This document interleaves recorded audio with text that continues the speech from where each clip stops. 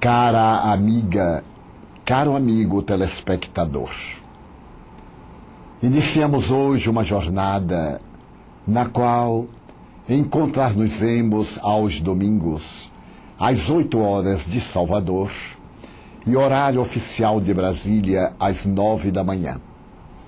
Cada semana estaremos mantendo este encontro, abordando a temática da doutrina espírita, sob os vários aspectos com que nos foi apresentada pelo preclaro codificador Allan Kardec.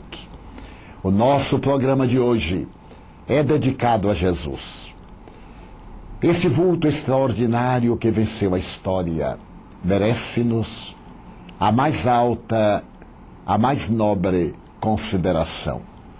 Ele é um marco divisório na história da humanidade. A seu respeito, escreveu o célebre Ernesto Renan em A Vida de Jesus. Foi o ser mais notável da história da humanidade, porque dividiu-a antes e depois do seu berço. Para que possamos entender a magnitude de Jesus, vale recordar que ele conseguiu criar uma nova história dentro da história. É natural que os historiadores do seu tempo e logo depois não lhe hajam oferecido o significado que ele merece. As referências históricas não são as mais expressivas. Flávio Josefo, do século I depois de Cristo, por volta do ano 62, quando Tiago, seu apóstolo, foi decapitado, refere-se a Tiago como irmão de Jesus. É a primeira referência que encontramos na história da humanidade. Posteriormente, o mesmo Flávio Josefo, na sua obra monumental, Antiguidade do Povo Hebreu, faz uma referência que havia no mundo romano aquele grupo de criaturas que se reuniam com periodicidade para homenagear Jesus, que havia sido condenado por Pôncio Pilatos e que voltara da sepultura conforme o anúncio dos profetas antigos. Os historiadores insistem em informar que a referência feita por Flávio Josefo nesse livro monumental deve ter sido trabalhada por tradutores ou por transcritores da mensagem original, adaptando-a ao sabor cristão. Nada obstante, nós encontraremos referências a Jesus através de Plínio, o Moço, nos seus anais, quando se refere àqueles que seguiam a figura incomparável do mártir da cruz. Mais tarde, nós iremos encontrar ainda, no período caracterizado pelo extraordinário imperador Trajano, a referência em que Nero tivera a oportunidade de punir os cristãos, porque eram mal vistos pela plebe e, naturalmente, eram detestados. Atribuiu-lhes a responsabilidade pelo incêndio de Roma naquele trágico dia de 64. Desta forma, temos as narrações a respeito de Jesus, que são muito reduzidas. Nada obstante, se considerarmos a historiografia de Jesus, segundo os melhores biblioteconomistas, já estão escritos quase 500 mil títulos a respeito deste homem singular. Napoleão Bonaparte, que é considerado a personagem histórica mais transcrita da humanidade, já apresenta quase 250 mil títulos, o que demonstra que Jesus, apresentando uma duplicação, alcança um índice muito mais expressivo. vale considerar que a figura de Jesus é indestrutível. A doutora Hannah Wolff, a psicanalista alemã, fazendo uma análise deste homem transcendental, assevera que ele não passou pela história em vão. Periodicamente, as criaturas humanas procuram sintonizar com a sua figura notável. Se nos recordarmos das revoluções culturais, periodicamente os seres humanos afastam-se de Deus. Em uma vez cultural, por volta de 1793, quando, da Revolução Francesa, já exitosa, um certo Pierre Gaspard Chaumette, na Catedral de Notre-Dame, proclamava a morte de Deus, obviamente, do cristianismo, da presença de Jesus. E naquele dia, um simulacro de procissão abandonou a catedral, carregando a jovem Candeio, bailarina do Teatro da Ópera, agora vestida como sendo a deusa razão. É compreensível que o fanatismo revolucionário, depois de derrubar a Casa dos Bourbons, sentiu-se credenciado para derrubar Deus. Mas logo Deus retornou. Quando Napoleão Bonaparte desejou firmar-se à frente da pátria francesa, ele conseguiu assinar um documento com o Vaticano por volta de 1802, trazendo de volta Deus com a mesma audácia com que os revolucionários o haviam expulsado do solo da Flor de Lis. Posteriormente, em 1815, durante as tremendas batalhas que tiveram lugar no Rio Loire, um certo Trestelon desejou também apagar a memória de Deus quando matou 515 mil pessoas, atirando-as às águas do rio, águas que ficaram poluídas por mais de um mês. Mas Deus voltou. Ele retornou ao contato das criaturas humanas para outra vez enfrentar a refrega do materialismo dialético, que começa com Karl Marx, no dia 31 de março de 1848 em Londres, quando ele publica a sua obra notável, Reconheçamos, a respeito da doutrina do capital. Logo depois, outros pensadores, revoltados uns com a religião tradicional, amargurados outros com a falta de informações, a crença cega, dominadora, proclamam outra vez a morte de Deus, como fez Nietzsche ao apresentar o seu Assim Falava Zaratustra, colocando na boca de um louco esta frase: Deus morreu. Para que Deus? Não temos necessidade de Deus. O mundo que sabe pensar não necessita de uma fé religiosa. E logo depois, reflexionando, este louco disse: agora, que alimentará as aves no céu, os peixes nas águas? Quem fará que a natureza desperte cada dia? As catedrais são o mausoléu de Deus. E uma grande tristeza se abateu sobre as massas. No entanto, logo depois, Deus ressuscita, através de personagens como Albert Einstein, quando diz que a religião sem a ciência é cega, mas a ciência sem a religião é capenga. E o próprio Einstein demonstra a sua crença em Deus, seguindo a tradição de Voltaire, quando afirmava: eu não creio no Deus que os homens fizeram, mas eu creio no Deus que fez os homens. Ora bem, nesse raciocínio, vamos encontrar no século passado a Revolução Hippie, a anarquia, uma nova sociologia, a morte da hipocrisia vitoriana, o surgimento de uma nova era. A juventude deseja governar o mundo e em Woodstock, através do tóxico e do sexo, vai demonstrar a sua imperícia para tratar dos problemas humanos e também as dificuldades para compreender o processo sociopsicológico da evolução. Mas assevera a mesma doutora Hannah Wolff. Ali, eles sentem saudade de Deus e logo se lembram de Jesus e escrevem a ópera rock Jesus Superstar.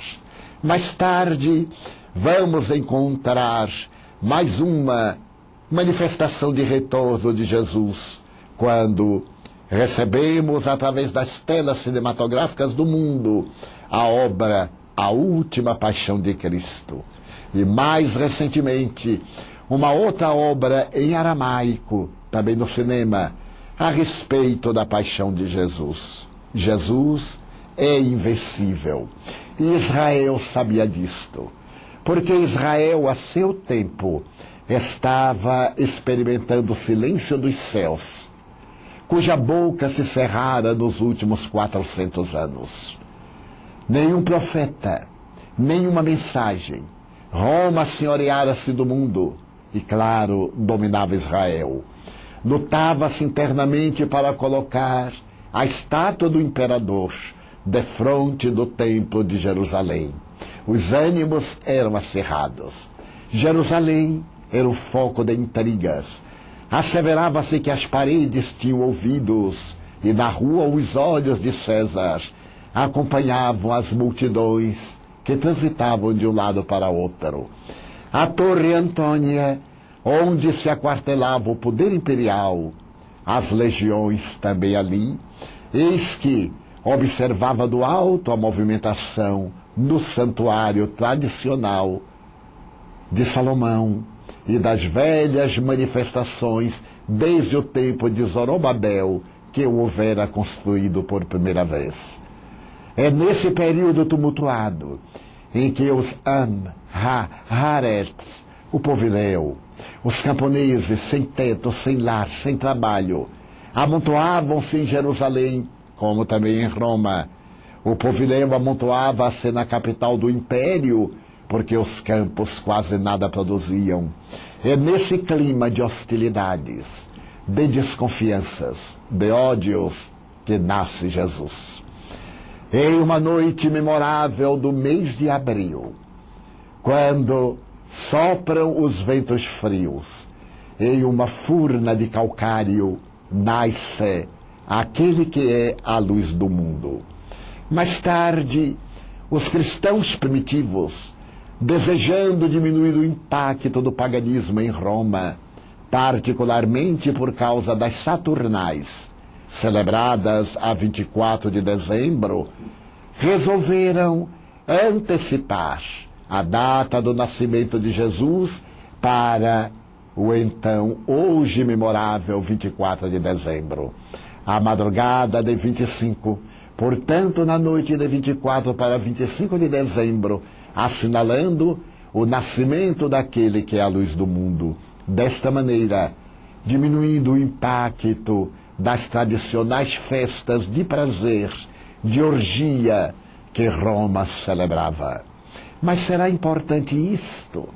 Alguns historiadores que pesquisam a legitimidade do nascimento de Jesus asseveram que ele não teria nascido no ano 0 do nosso calendário, mas 6 a 8 anos antes, para poder corresponder à governança tanto de Tibério César, como também do tetrarca da Galileia, do governador Herodes I, o Grande, que teria vivido nesse período, a fim de que a célebre noite, dia, semana da matança dos inocentes, pudesse corresponder historicamente aos dados da tradição.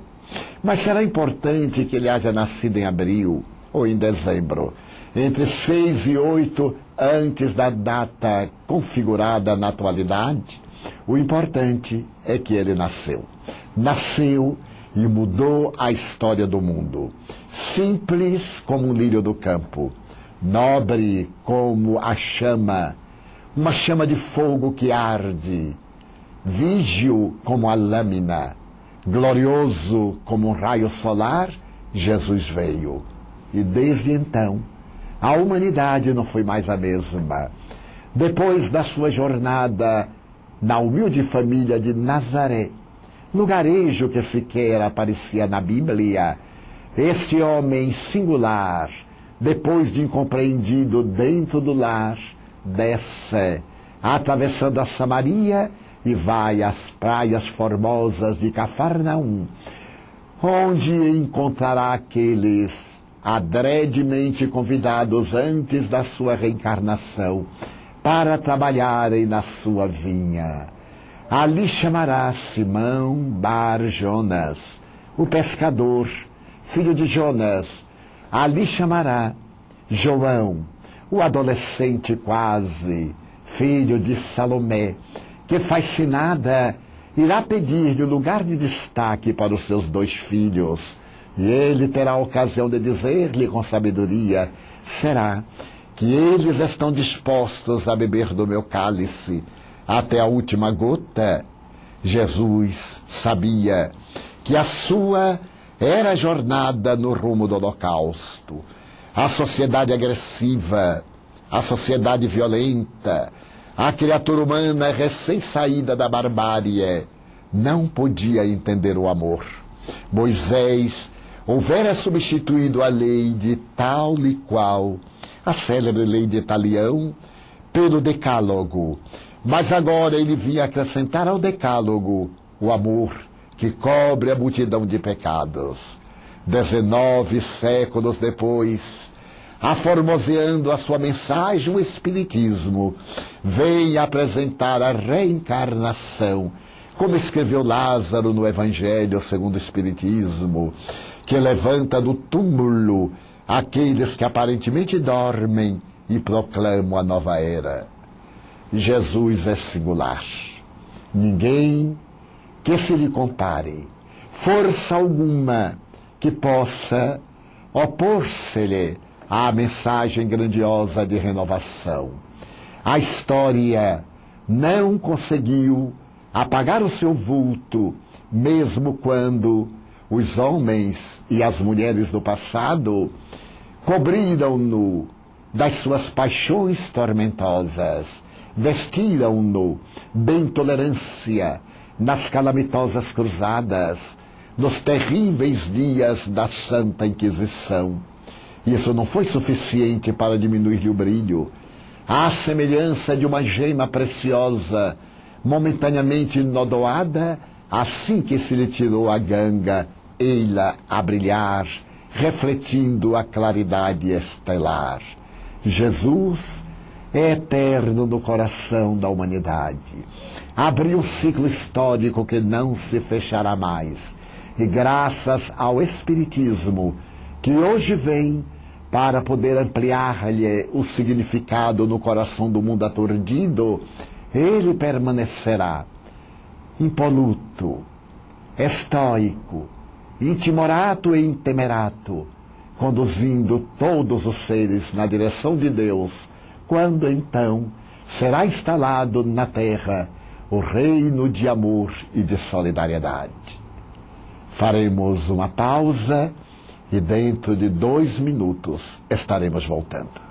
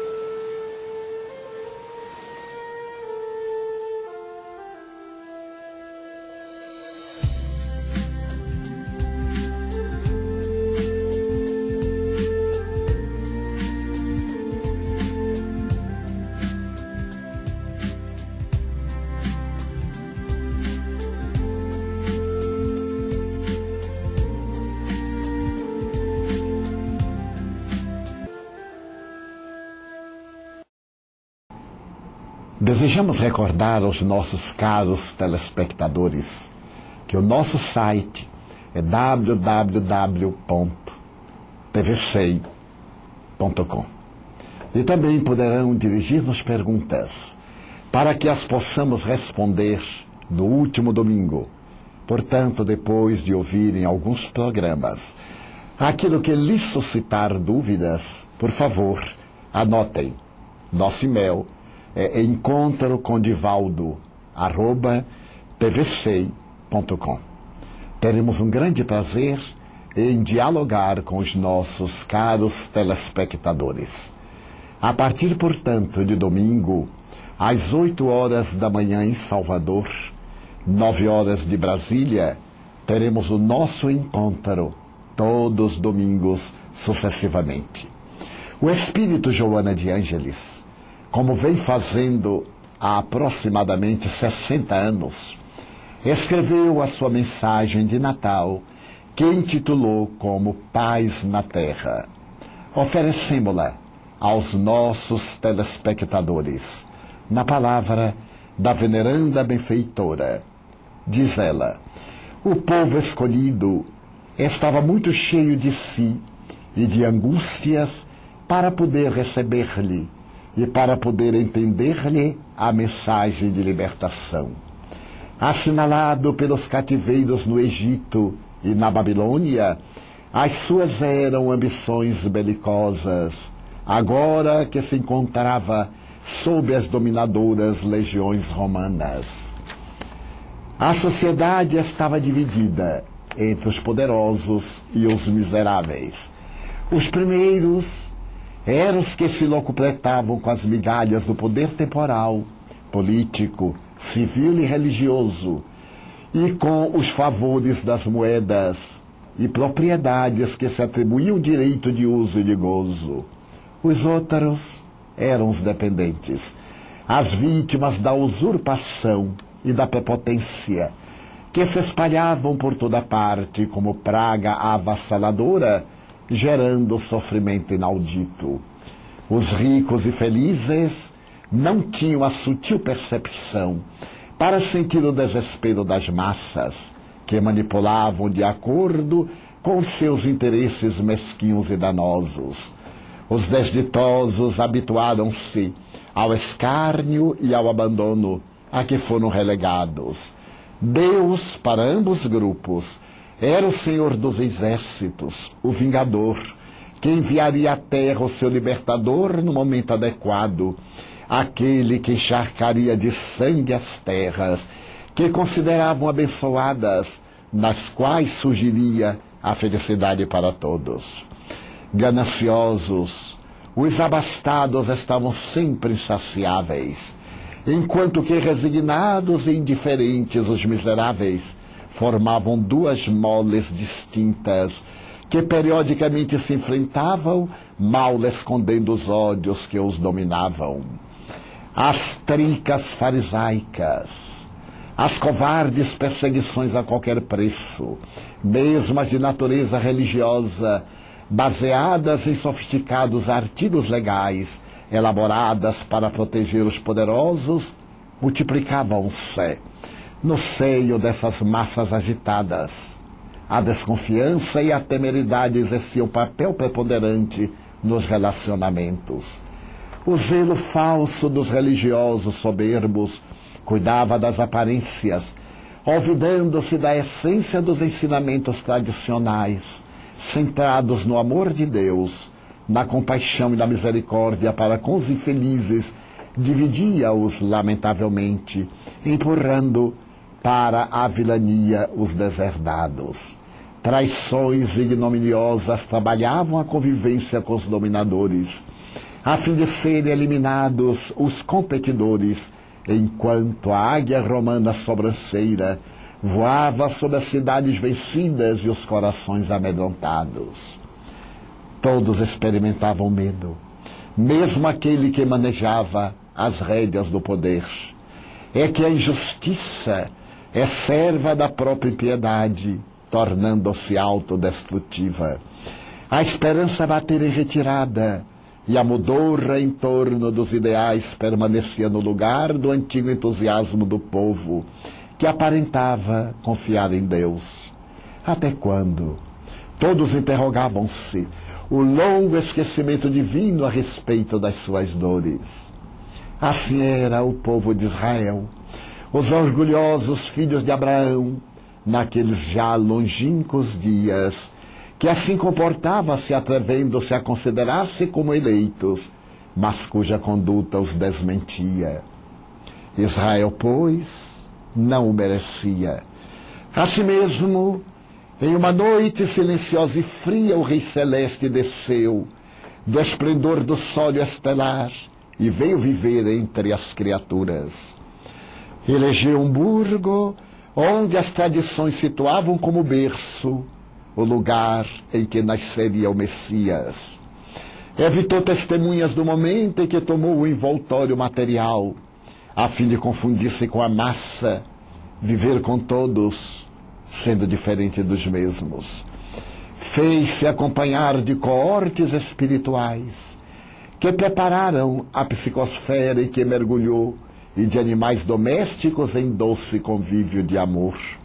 Logo recebeu a visita de pastores anônimos e de reis magos que o homenagearam, em demonstração da sua grandeza, momentaneamente apagada no berço de palha da singela estribaria.